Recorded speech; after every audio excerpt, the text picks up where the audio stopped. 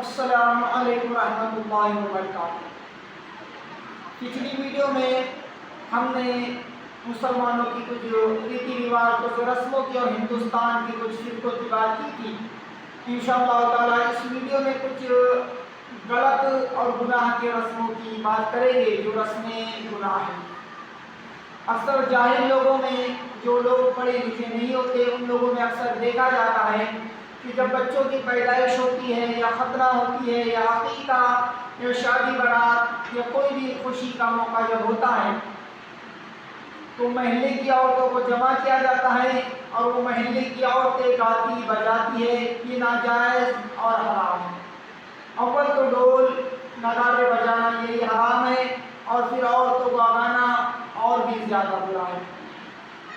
عورت کی آواز نامحرم تک پہنچتی ہے اور یہ فتنوں کا اثر چشمہ بنتا ہے۔ پھر عورتیں رات بھر گاتی بجاتی ہے اور گلگلے پکاتی ہے، پھر صبح کو گاتی ہوئی مسجد میں تاج بھرنے کے لیے جاتی ہے۔ اس میں بہت سی خرافات پائی جاتی ہیں۔ نیاز گھر میں بھی ہو سکتی ہے، اور اگر مسجد ہی میں جانا ہے تو مرد لے جا سکتے ہیں، عورت کو جانے کی کوئی ضرورت نہیں۔ ان عورتوں کے ہاتھ میں ایک آٹے کا بنا ہوا 4 بتیوں والا چراغ بھی ہوتا ہے جو گھی سے جلایا جاتا ہے۔ غور کیجیے کہ جب صبح ہو گئی تو چراغ کی کیا ضرورت ہے، اور اگر چراغ کی حاجت ہے تو مٹی کا چراغ کافی ہے۔ آٹے کا چراغ جلانا اور تیل کی جگہ گھی جلانا بالکل ہی اسراف اور فضول خرچی اور مال کو برباد کرنا ہے جو شرعاً حرام ہے، ناجائز ہے، گناہ ہے۔ دلہا دلہن کو ابٹر ملانا، مائیو بٹھانا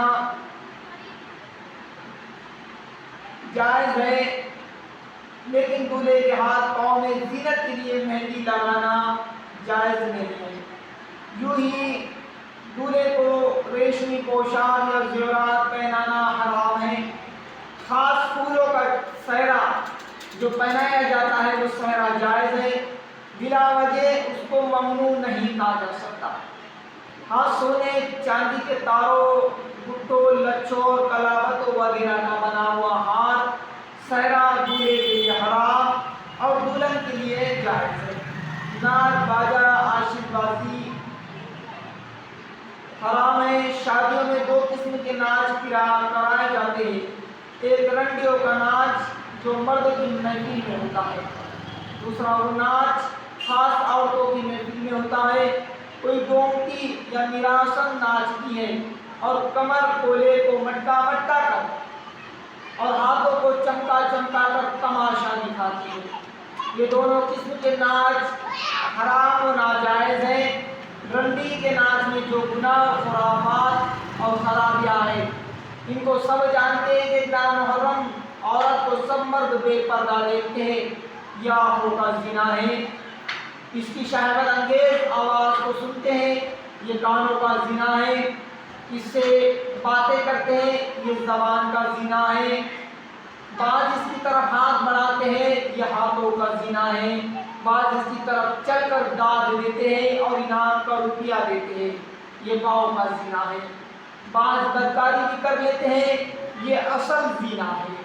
آتش بازی خواہ شب برات میں ہو یا شادی بیاہ میں، ہر جگہ ہر حال میں حرام ہے اور اس میں کہیں گناہ ہے۔ یہ اپنے مال کو فضول برباد کرنا ہے۔ قرآن مجید میں فضول مال خرچ کرنے والے کو شیطان کا بھائی فرمایا گیا ہے، اور ان لوگوں سے اللہ اور اس کا رسول صلی اللہ علیہ وسلم بیزار ہے۔ پھر اس میں ہاتھ پاؤں جلنے کا اندیشہ ہے یا مکان میں آگ لگ جانے کا خوف ہے، اور بلا وجہ جان یا مال کو ہلاکت کے خطرے میں ڈالنا شریعت میں قانون اسلام میں حرام ہے۔ اس طرح شادی بیاہ میں دولہے کو مکان کے اندر بلانا اور عورتوں کا سامنے آ کر یا تان جا کر اس کو دیکھنا، اس سے مذاق کرنا، اس کے ساتھ چوٹی کھیلنا، یہ سب رسمیں حرام و ناجائز ہیں۔ شادیوں یا دوسرے موقعوں پر خاص دائرے اترانے، سرمدانی، سلائی وغیرہ چاندی سونے کا استعمال کرنا، بہت باریک کپڑے پہننا یا بجتے ہوئے زیور پہننا، یہ سب رسمیں ناجائز ہے۔ عقیقے میں بس اس قدر سنت ہے کہ لڑکے کے عقیقے میں 2 بکرے اور لڑکی کے عقیقے میں 1 بکرا یا بکری ذبح کرنا، اور اس کا گوشت کچا یا پکا جس طرح کسی بھی ہو تقسیم کر دینا، اور بچے کے بالوں کو منڈوا کر، بچے کے بالوں کو کاٹ کر بالوں کے وزن کے برابر چاندی خیرات کر دینا، اور بچے کے سر میں زعفران لگانا۔ یہ سب کام تو ثواب کے ہیں۔ باقی اس کے علاوہ جو رسمیں ہوتی ہیں، نائی سر منڈوانے کے بعد سب کنبہ و برادری والوں کے سامنے کٹوری ہاتھ میں لے کر اپنا حق مانگتا ہے، اور لوگ اس کٹوری میں پیسے ڈالتے ہیں، اور برادری کے لوگ جو کچھ نائی کی کٹوری میں ڈالتے ہیں وہ گھر والے کے ذمے ایک قرضہ ہوتا ہے کہ جب ان دینے والوں کی عقیقہ ہوگا تو یہ لوگ اتنی ہی رقم اس کے نائی کی کٹوری میں ڈالیں گے۔ اس طرح سوپ میں کچا اناج رکھ کر نائی کے سامنے جاتا ہے۔ اسی طرح عقیقے میں لوگوں نے یہ رسم مقرر کر لی ہے کہ جس وقت بچے کے سر پر اس طرح رکھا جائے فوراً اسی وقت بکرا بھی ذبح کیا جائے۔ یہ سب رسمیں بالکل ہی لغو اور بالکل ہی غلط ہے۔ شریعت میں فقط اتنی بات ہے کہ نائی کو سر منڈوانے کی اجرت دے دی جائے، اور بکرا کا سر منڈوانے سے پہلے ذبح کرے یا بعد میں ذبح کرے، ہر حال میں سب درست و جائز ہے۔